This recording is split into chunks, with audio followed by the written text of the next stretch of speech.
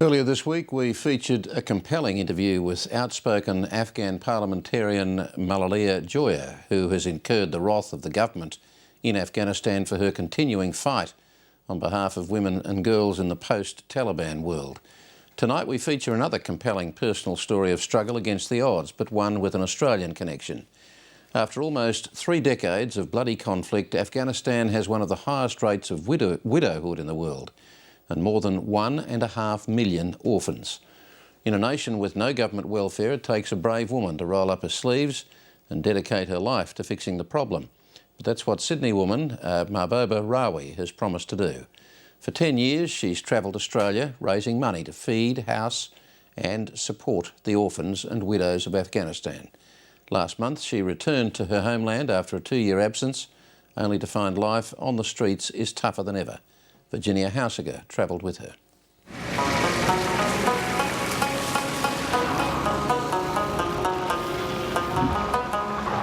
It's perhaps the first thing to shock new visitors to Kabul, the sight of women begging in the middle of busy and dangerous streets. So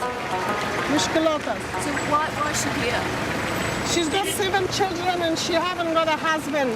And she have no food and nothing to feed the children, and she said, I have no other option but to come here. There are over 2 million widows in Afghanistan. Most of them are illiterate and unemployed.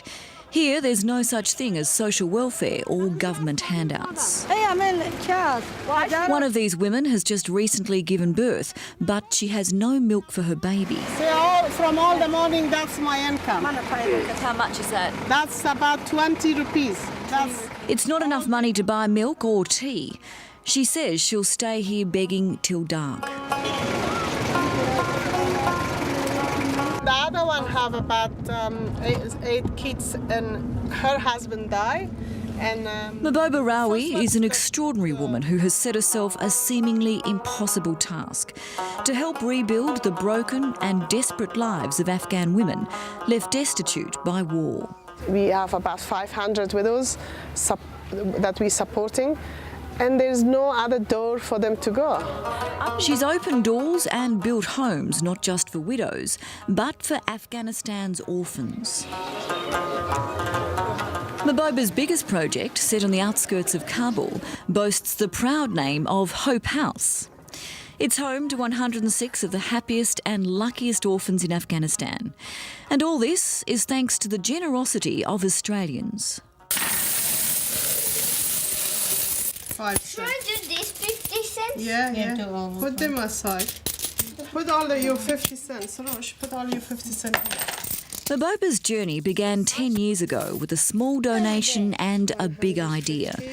It all started in the lounge room of her rented home in Sydney's North Ryde. The 7:30 report first met Mahbooba in late 2001. Back then, as an active member of Sydney's Afghan community, she ran English classes for immigrants. Once a refugee herself, Mahbooba was still in contact with relatives who'd fled to the camps of Pakistan. I received a letter, they saying 25 children dying every day. The living condition of these children is very bad. They need money, they need food, they need clothes. That heartfelt appeal for help led to Mahbooba's first collection and the birth of her charity, Mahbooba's Promise. You know, it's very, very difficult. I know exactly the pain they've been through. Hunted down for being a student activist to the age of 14, Mahbooba hid from the occupying Soviet soldiers in an underground Kabul basement for 20 days. She then fled Afghanistan, crossing the Khyber Pass on foot, arriving at a Pakistan refugee camp, hungry and frightened. 7 years ago, Mahbooba returned to Pakistan's camps with the ABC's Australian Story. People working to prepare the food for the children. Donations from her charity were already feeding and educating hundreds of children. And Australian sponsorship of widows was helping keep families alive.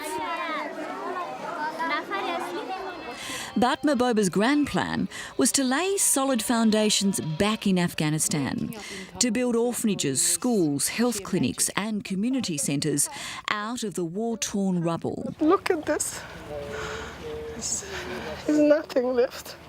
Along the way, an endless stream of homeless children have found their way into Maboba's heart. I hold the hand and they all cuddle me and they start to cry. They need love. I don't know if anybody give them love. I don't think so. Today, the children flocking to Maboba's projects are not only thirsty for love, they're thirsty for learning. When enough Australian donations were raised to build this 3-room school for girls in the Panchi Valley, 200 young girls turned up. None of the women in this remote area have ever been to school before. All of them are illiterate. Female teachers from other cities travel for hours each day just to get here. We hire a car for them for $500 and the driver. $500 a Yes, month. for a month, yeah. It costs huge, but I think it's really, they changed the life of these children. Maboba believes all her orphans are capable of becoming good leaders and that education is the key, along with sport and, of course, fun.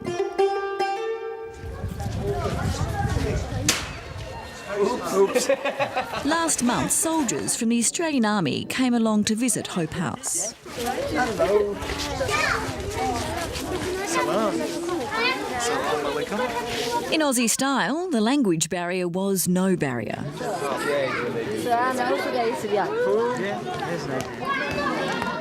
And in a first for Hope House, the Australian ambassador also visited to say salam. Hi, Maboba. Yes, hi, nice to see you. Thank you so much for coming. You're welcome. Hello. Donations from the Australian Embassy have helped run a 6-month tailoring course for widows at Hope House. We teach them how to become self-sufficient and make clothing, or just to be able to do something with their hand because they're not educated. On graduation day, the pride at the new trainees is palpable. Each woman is given a machine and a sewing kit and is on her way to earning an independent income. How are you going with your funding and your plans? Recently, I'm really struggling because bushfire happened in Australia, and then people just give it to bushfire, Sure. and then injuries like myself really suffer. The economic downturn has also resulted in Australian donations drying up. Maboba's recent trip to Afghanistan was supposed to deliver some bad news to some of her charity projects. I have another orphanage in Shara now, Yes. and I want to close that. Right. But when I go there with Virginia and everyone, and we look at the children, was 35 kids, I just can't close it. Yeah. The Chananao orphanage is run by Maboba's uncle Haji. For the past 5 years, it's housed, fed, clothed and educated 35 kids at a cost of around $30,000 a year, all provided by Australian sponsors. But with sponsors dropping off, it's projects like this that face the axe.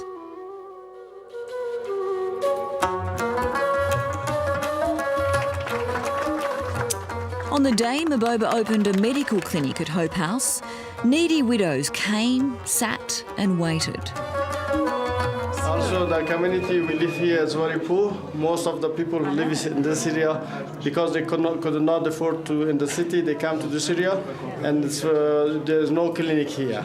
So this clinic will be very useful for them as well. Among those brought to the Hope House door are kids crippled with the shocking effects of diseases and ailments that could have been prevented with early treatment or a simple immunisation. Afghanistan is one of the poorest and harshest countries in the world. Not many make it past the age of 45. Few have ever known what it's like to live in peace. As more international troops pour into the country to try and wrestle power away from the Taliban, there's a diminishing sense of hope among Afghans, even at Hope House. I'm not sure what the future is. From what I'm seeing now, it's going to be worse.